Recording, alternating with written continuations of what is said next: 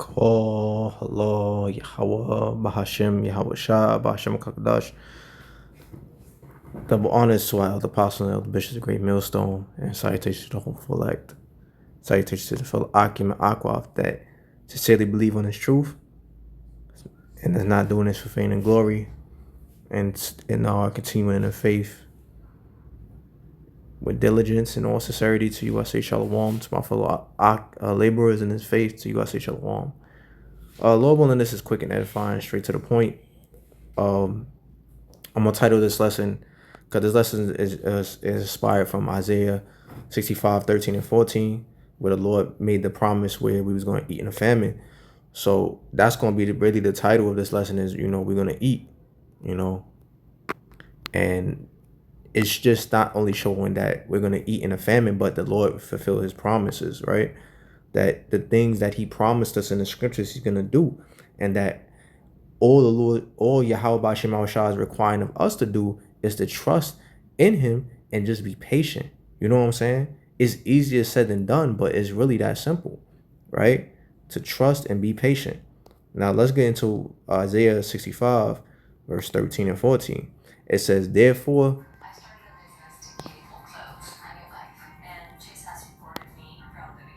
therefore, thus saith the Lord power, behold, my servant shall eat, but ye shall be hungry.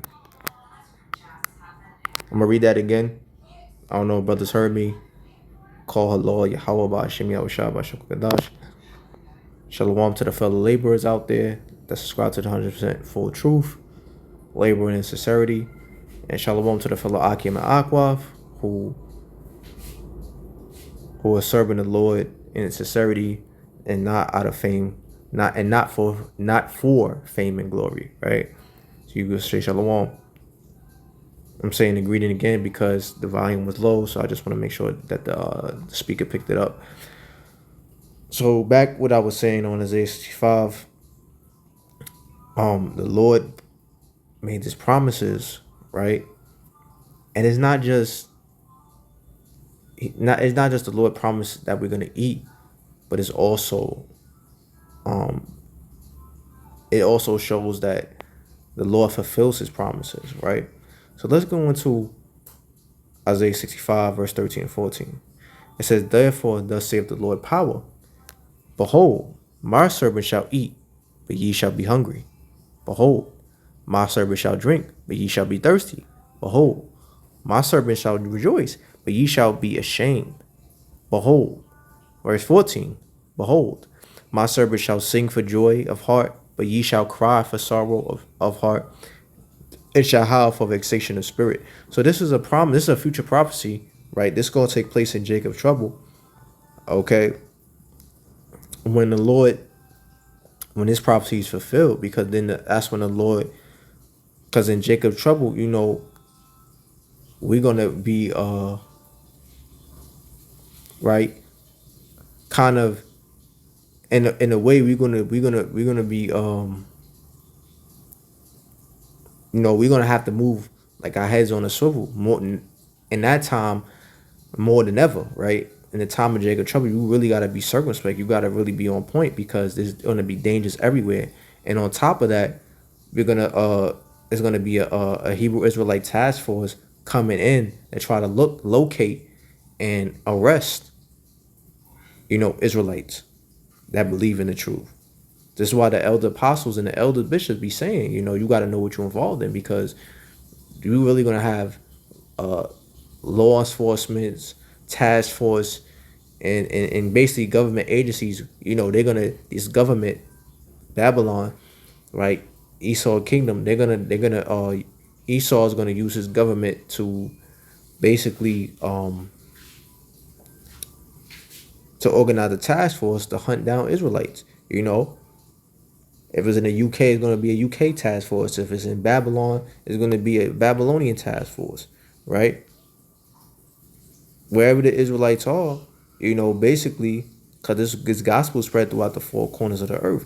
So they're going to have a task force hunting down and looking for Israelites, okay?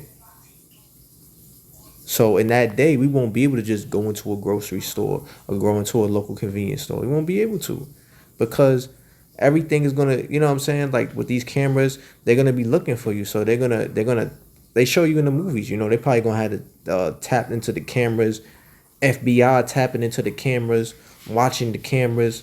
You know, watching your online activity if there is a online at that time, right? If the internet is not, you know, taken out before then, or yeah, you ain't gonna be able to just go into a store like things is normal. Nah, man, we're gonna have to be moving like pilgrims, like the scriptures say, be as pilgrims on the earth, because you're not gonna be able to just go into a store and just buy what you want to buy, right? You're gonna have to really be circumspect and really, you know, listen to the spirit of how you should move, not just for yourself, but also for your family as well.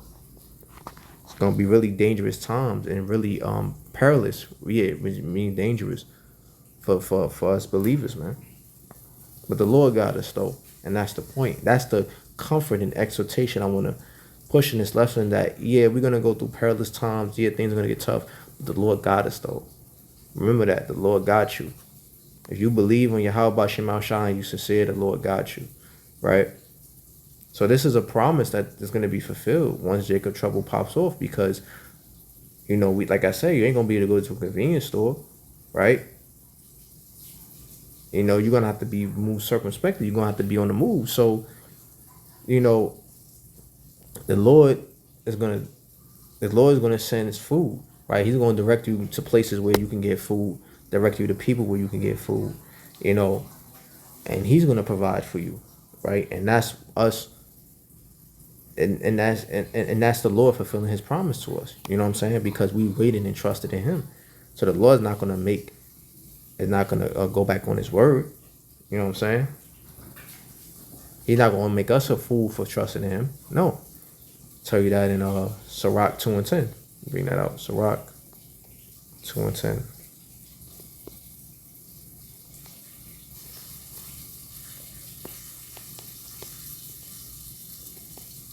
Or the official term is Ecclesiasticus, other words known as Sirach, right? So Ecclesiasticus chapter 2 and verse 10, it says, look at the generations of old and see. So look throughout scripture, right?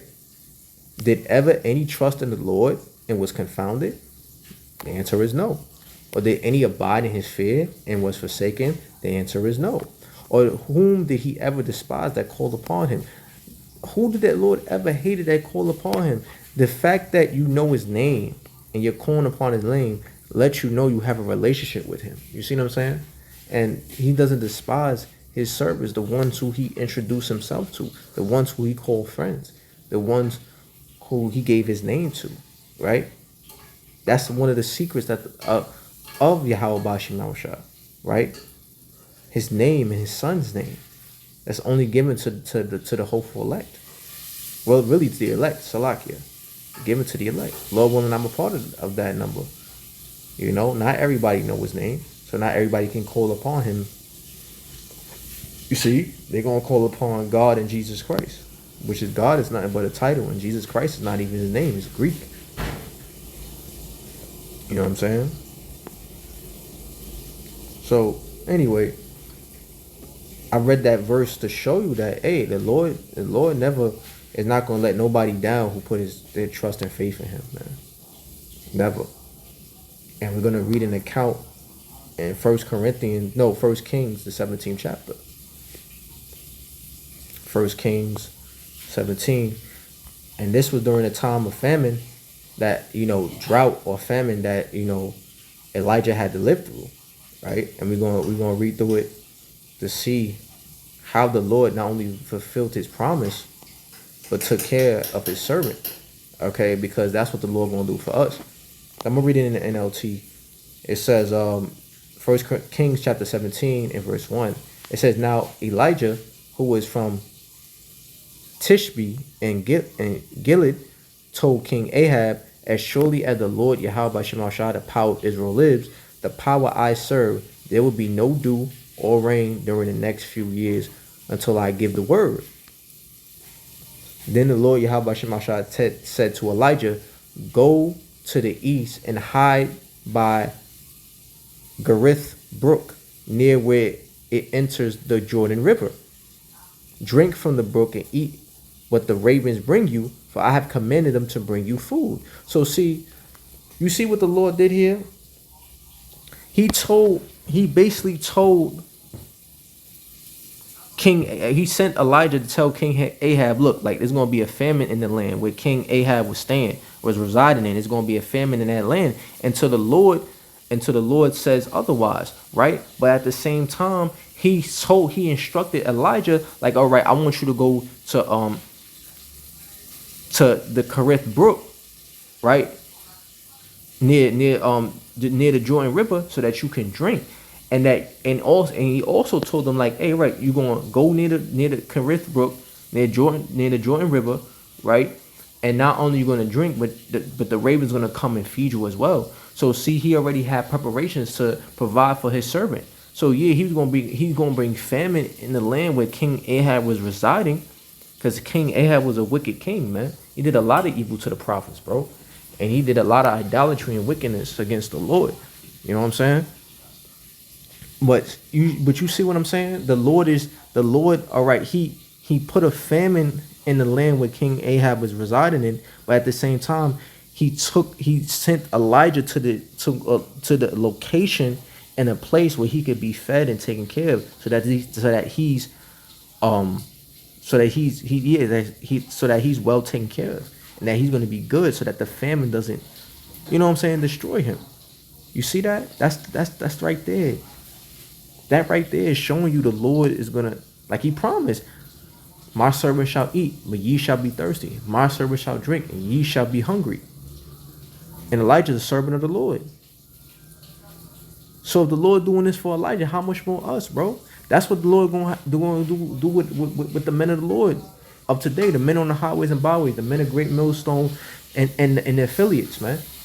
And the men who follow Great Millstone, the men that subscribe to the 100% truth and teaching the 100% truth, right? When we in a situation where and we're gonna be, because this country, America, Babylon the Great, like other parts of the world, is gonna experience a famine. So when it ain't no food out here, right? The Spirit is gonna be on brothers. The Lord's gonna talk to brothers like, hey, go to this location. I already got the preparations prepared for you. Just go in this location, you're gonna be good. Or meet this person, you're gonna be good here. You see what I'm saying? That's why the scripture says in Romans 15:4, whatever was written aforetime was written for our learning. The Lord wants us to remember, like, that what he did for Elijah, he gonna do for his servants now. Right? Because we the prophets coming back in our lot, man. We them same servants coming back in the reincarnation. So if he's doing this for Elijah, how much more us? Lord's not a respecter of persons. Yet the prophet Elijah, right, was the greatest prophet, as we know as John the Baptist, right? Because he later in the reincarnation, he later reincarnated as John the Baptist. He's the greatest prophet ever. There was no, like the Lord said, there was no other prophet greater than John the Baptist. See what I'm saying? However, that doesn't mean that the Lord's not going to take care of his prophets at all. You know, or that you have to have or that you have to be the top guy.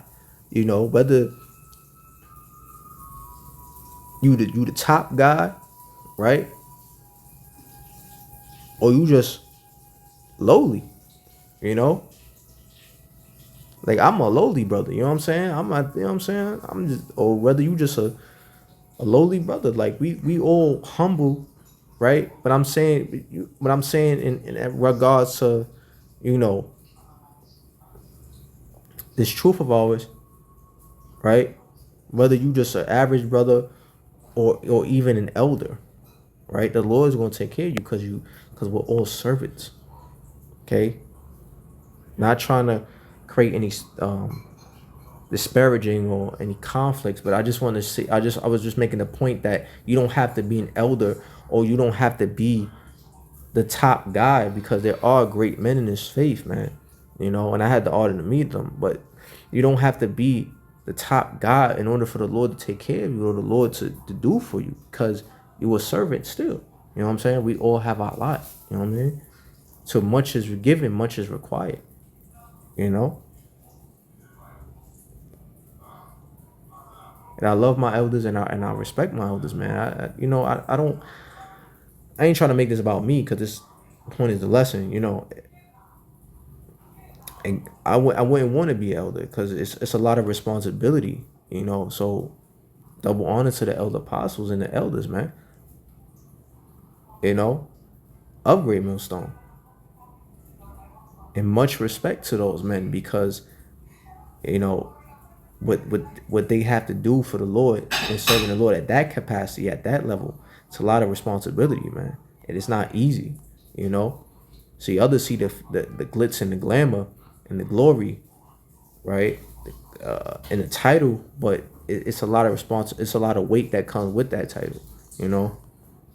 So much hats off to them and much respect. All right.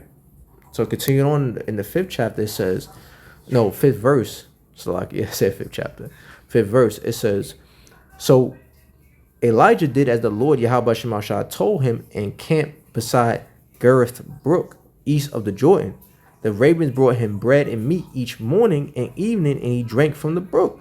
But after a while, the brook dried up, for there was no rainfall anywhere in the land. Right? So after a while, what happened? The brook that the Lord sent him near the Jordan River, right, it dried up. Right?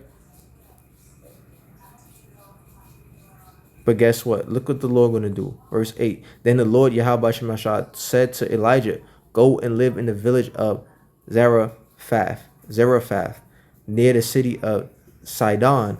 I have instructed a widow there to feed you. See? So the Lord already made preparations. Like the Lord knew that the brook was gonna dry up. You know what I'm saying? But guess what? He had it to where he was gonna send Elijah to a widow's house. See what I'm saying? So it's gonna be like that way in Jacob's trouble, to where, you know, you might in Jacob's trouble, to where you might you know, the Lord just send you to somebody, he might send you next to a brother, send you to a location where a brother's at, or send you to a location where there's supplies. Like, just go to this spot here and you're gonna have food. There's supplies in there. There's supplies in this house. There's supplies with this person. He might send you to another brother. He might send you to a person. You know what I'm saying? Because there's no new thing under the sun. Because you his servant. So he might send you to another, like I said, another home, another place. Like, okay, go here. Like in the movie The Road. What happened when they was on their journey with the father and the son in the movie The Road, right? They found an underground bunker. They found the entrance to a bunker. They opened it, right? They checked it out. Nobody was abandoned. And guess what was in that abandoned bunker? Full of food, supplies. You see what I'm saying? So that's coming soon that's coming soon with us. You know, the Lord going to send us to different places and people. Like, hey, go to this person. You know, you could rest your head there and eat and restore your strength over there, or go to this location here and you will have supplies and everything that you need right there. This is why it's important now in this grace period to build that relationship with YAHAWASHI. And this time, you can't be doubting. You guys gotta know. You gotta have a strong relationship with the Lord and strong faith in Him, and just know where He's sending you. In that place, you good. You know what I'm saying? Because if you doubting in that day, you're like, I'm not sure what the Lord gonna send me here, gonna send me there. I'm not sure if the Lord gonna do this, do that. I'm not sure. Like, if you doubting at that level, man, then you gonna be fried. Because if the Lord's telling you to go left, and you doubting if that's the right move, in a time where, you know, there ain't gonna be, like I said, in a time where you have to be circumspect and dangers around you, then yeah, ain't gonna be good for you. Ain't gonna be good for you, because see the Lord is providing for Elijah, and Elijah is getting through this famine because of the Lord, because he's following the Lord's instruction. Like, hey, go to this location, go to the brook near the river Jordan. You're gonna eat and drink there. Go to this woman's house, right? When that dried up, when the brook near the river Jordan dried up, what did you tell Elijah? We reading it here. Go to the village of Zarephath, right, in the city of Hedon, and be with the widow. You know, she'll feed you. She'll feed you there. So we gotta build that trust. Not rather, we just gotta be more obedient and trust in the Lord and build that relationship now. Build that fear now, because we're gonna have to. Because if we can't accept instructions when it's during the time of a famine, which is gonna hit America very soon, and you cook, you're done. So verse 10, it says, so he went to Zarephath. As he arrived at the gate of the village, he saw a widow gathering sticks, and he answered her, would you please bring me a little water in a cup? As she was going to get it, he called to her, bring me a bite of bread too. But she said, I swore by the Lord your power that I didn't have a single piece of bread in the house, and I have only a handful of flour left in the jar, and a little cooking oil in the bottom of the jar. I was just gathering a few sticks to cook this last meal, and then my son and I will die. Right? Because meaning they was gonna die of famine, because it's like, this is my last meal. After this, I ain't got no more food. You know? This is it. This is all I got. Right? Verse 13. But Elijah said to her, don't be afraid. Go ahead and do just what you said, but make a little bread for me first. Then use what left to prepare a meal for yourself and your son. For this is what the Lord, YAHAWASHI, the power of Israel, says. There will always be flour and oil left in your containers until the time when the Lord, YAHAWASHI, sends rain and the crops grow again. So, in other words, he's going to always provide her food. Literally, it's going to be oil in her containers. It's always going to be flour. She's not going to run out of food. See? Verse 15, she did until the drought was over, right? Verse 15, she did as Elijah said, and she and Elijah and her family continued to eat for many days. You see that? She followed the instructions the prophet gave her. So it's starting to show and be more clear that the Lord sent and made it to where he sent her over to his house because he wanted to bless that woman. You see what I'm saying? And he wanted to use Elijah to do it. So, brothers, so if you, like I said, when it's time of the famine, when famine hit America and other places, you know, the Lord might send you to a widow's house or might send you to a person's house to bless that person, because they're gonna use you they're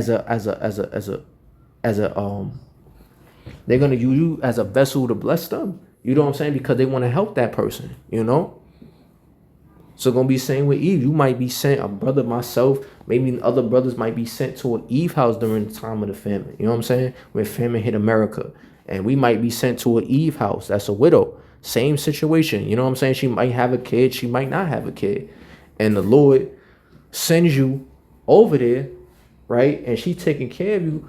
But the Lord is blessing her to bless you. See what I'm saying? Like the Lord got you there to bless her, because he wanted to bless her, but he wanted you to, you know, it's like it's two heads with one stone. It's like he's blessing her and blessing you at the same time, you know, because he wanted to, as it is written, I have mercy on whom I have mercy. I will have compassion on whom I will have compassion. So he wanted to have compassion on that woman. So he set it to where they both could be blessed. See? And that's what's going to happen in the future. You're going to have it to where you're going to have men of the Lord be sent to maybe a widow's crib, or a sister that's single, you know what I'm saying, that don't got a man, so that you know what I'm saying, Lord might bring them together, or the Lord will bless that woman, of course, and the brother, bless the brother, and then bless the woman as well, you know, because she's taking care of that woman, or because he resides in her home, right? Remember what the Lord told the disciples in Matthew the 10th chapter, that, you know, if you feel that roughly paraphrasing, if you feel that a house is unfit to dwell in,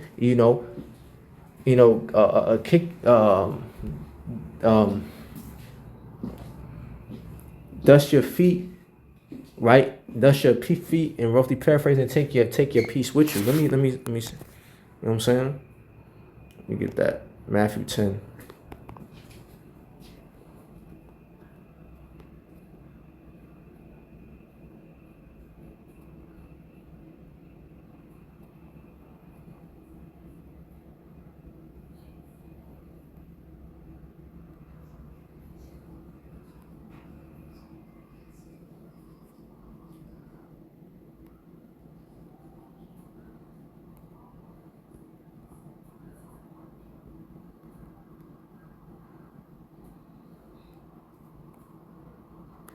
verse 13. It says in NLT, it says, if there turns out to be a worthy home, let your blessing stand. If it's not, take back the blessing. See? So Elijah being in that little home, that she was going to receive a blessing because of that. You see what I'm saying?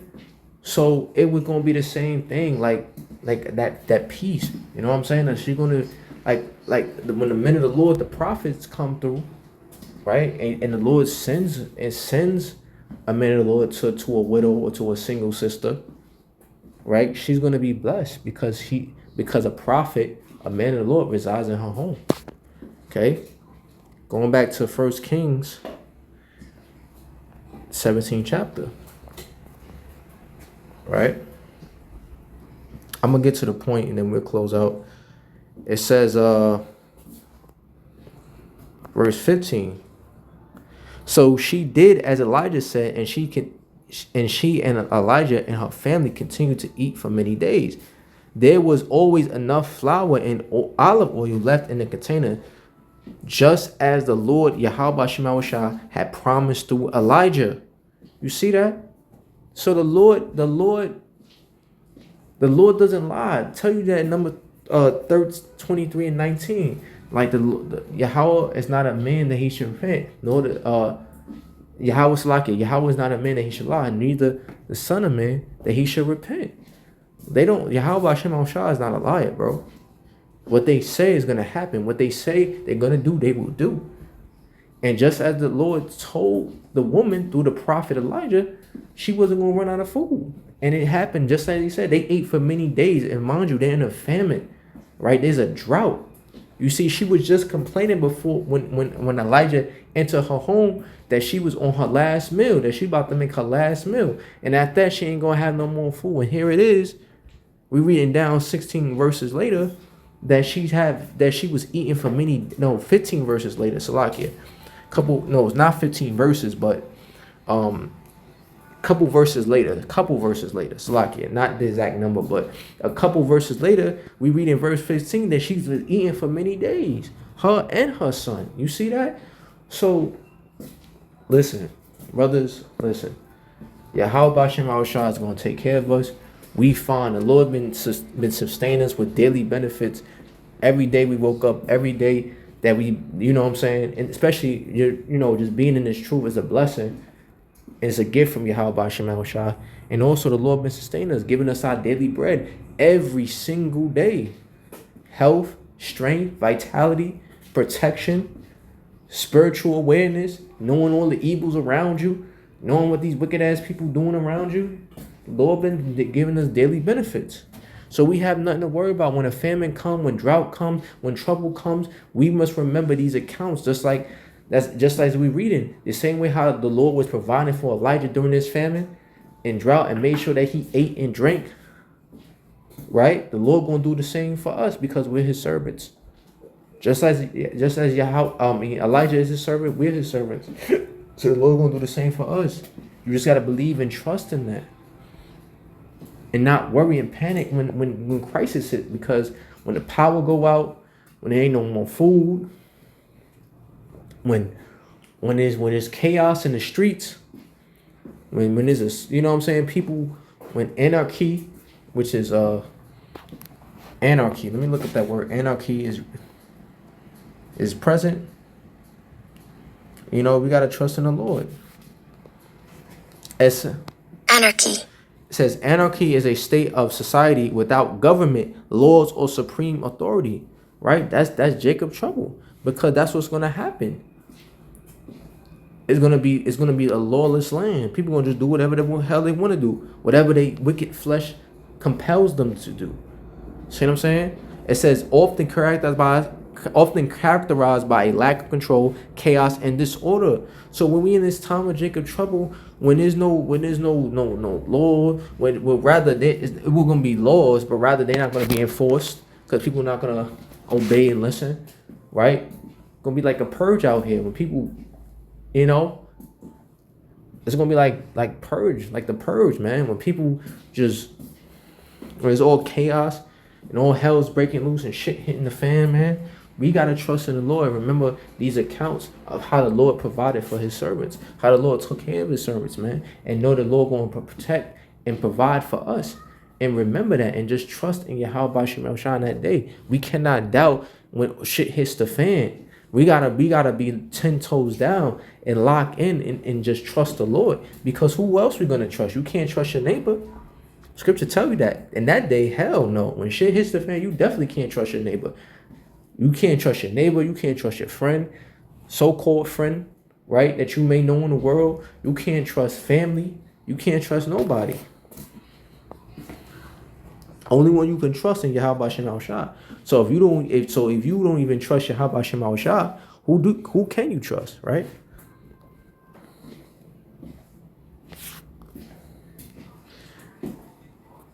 This is in the KJV. It says Micah chapter 7 verse 5. It says, "Trust ye not in a friend, put ye not confidence in a guide. Keep the doors of thy mouth from her that lieth in thy bosom." That means your wife, your spouse. You can't even trust that your spouse or your wife in your day, because they might sell you out, or they might try to actually end you. And when shit hits the fan, they might actually try to take your life, man. You know what I'm saying? Because these demons that's on these people is going to be activated, bro. Like on a whole nother level. Like they're going to be supercharged in that day when shit hits the fan. You know what I'm saying? Like they're going to have own type of energy. Really demonic energy. All type of demonic energy that they never had before, bro. They're going to be these demons that's in these fucking 2/3, bro. And that including family members. You know what I'm saying? If they not in the truth, they are 2/3. These demons that's in these 2/3 is going to be supercharged when shit hits the fan, and they're going to be doing all manner of evil, man.